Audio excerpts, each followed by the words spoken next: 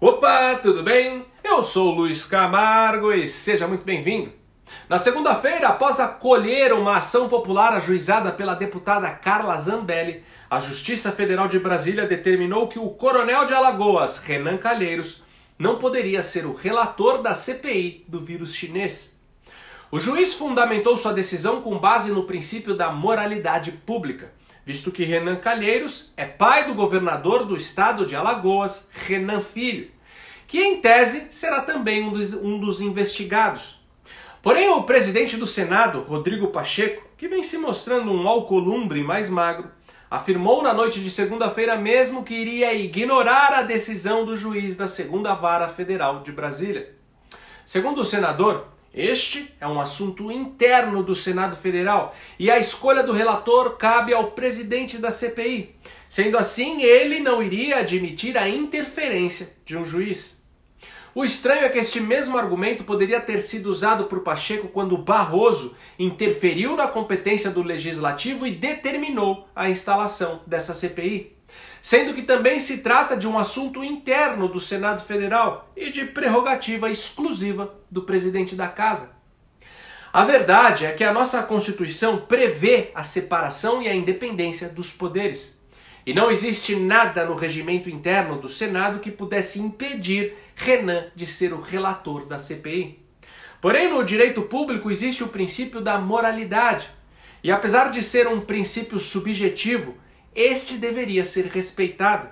O Renan investigar e relatar o governo do próprio filho fere esse princípio. E foi justamente nisso que o magistrado de Brasília se baseou para acatar o pedido da Carla Zambelli.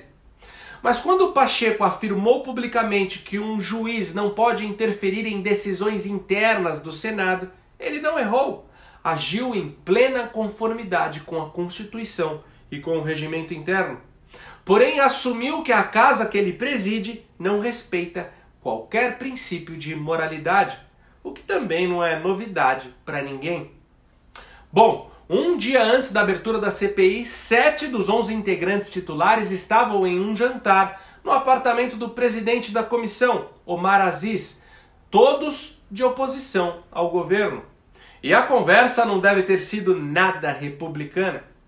O fato é que desde o início, Omar, Renan, Randolfo e companhia acordaram ir para cima do governo federal e eximir ao máximo governadores e prefeitos, que, como a gente sabe, chafurdaram na lama do Covidão, enquanto adotavam medidas ditatoriais contra a população. Agora dê uma olhada nessa manchete. Renan ataca ações do governo, fala em agenda da morte e prega CPI isenta. Aí eu te pergunto, como é possível, em uma mesma declaração, o coronel de Alagoas fazer um julgamento antecipado do presidente e, ao mesmo tempo, falar em isenção da CPI? Para você ter uma noção do circo que será essa CPI, basta analisar quem está na linha de frente. Temos como relator Renan Calheiros. Acredito que nem os seus advogados sabem ao certo quantos processos ele tem nas costas. Há 30 anos vive de fugir do seu encontro com a justiça. Não é por menos que na lista de políticos comprados pela Odebrecht, seu apelido é Atleta. Inclusive, eu não sei se isso é só uma macabra coincidência ou se foi devidamente acordado entre os membros da comissão. Mas o pré-requisito principal para estar na linha de frente da CPI é pertencer à lista de codinomes da Odebrecht. Ao lado de Renan estão ali algumas figuras notórias. Humberto Costa, apelidado como Drácula, por seu envolvimento aí na máfia dos ladrões de sangue, quando era ministro da Saúde de Lula. Tem também Jader Barbalho, o Whisky. Acho que é desnecessário explicar os motivos do apelido. Seu filho, Helder Barbalho, é o Cavanhaque e também é o atual governador do Pará, que, segundo denúncias, é um dos estados onde mais se desviou dinheiro público destinado ao combate da pandemia. E não para por aí. O presidente da comissão, Omar Aziz, que no seu discurso de posse afirmou que está preocupado com a saúde dos milhões de brasileiros infectados pelo vírus, Quando foi governador do Amazonas entre 2010 e 2014, se tornou réu após investigações que comprovaram o desvio de mais de 200 milhões de reais, justamente da pasta da saúde. Além disso, Aziz nutre uma rixa com o governo federal desde que no início de 2020 foi contrariado em um pedido para que Bolsonaro derrubasse um decreto de 2018 que estabeleceu isenções fiscais à Zona Franca de Manaus. Já o vice-presidente da CPI, o senador da voz esganiçada Randolph Rodrigues, que todos os dias acusa Bolsonaro de genocida, passou o seu atual mandato inteiro pendurado no STF, cavando dezenas de pedidos de mandados de segurança, de liminares e pedidos de impeachment, obstruindo o trabalho do executivo e boicotando qualquer progresso no país. Mas enfim, a pergunta que você deve estar se fazendo é se essa CPI pode de fato fazer o Bolsonaro cair. E na minha opinião, isso é pouco provável. A CPI não tem esse poder. Primeiro precisamos entender as regras do jogo.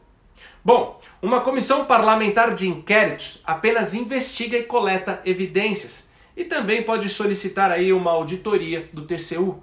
Apesar dos membros da comissão se colocarem como juízes, eles não podem julgar, muito menos condenar ninguém, apenas apuram os fatos. Mas na prática toda a CPI funciona como um mega palanque eleitoral. Como uma mega campanha política que é transmitida todos os dias em todos os veículos de comunicação e de graça. E claro que a imprensa, que funciona como o quarto poder, se utiliza do que acontece nesse grande teatro para também atender seus objetivos políticos e ideológicos. Mas a CPI por si só não pode cavar um impeachment. Quem determina a abertura ou não do impeachment é o presidente da Câmara, no caso, Arthur Lira. E ele já afirmou que não vê motivos para fazer isso, tanto que tem mais de 100 pedidos empilhados na sua gaveta que ele poderia colocar em votação sem precisar aí de uma CPI. Temos que entender que para abrir um processo de impeachment contra um presidente são necessários 3 fatores. 1. Pressão popular. 2. Vontade política. E 3. Um crime. Bolsonaro conta com o apoio de mais da metade da população. Sendo assim, não existe pressão popular para tirá-lo da cadeira presidencial. Bolsonaro, com a aproximação do Centrão, ficou com maioria na Câmara. Sendo assim, pelo menos por enquanto, não existe ampla vontade política para tirá-lo do poder. E de acordo com Arthur Lira, não existe qualquer materialidade de crime nos mais de 100 pedidos de impeachment que estão na sua gaveta.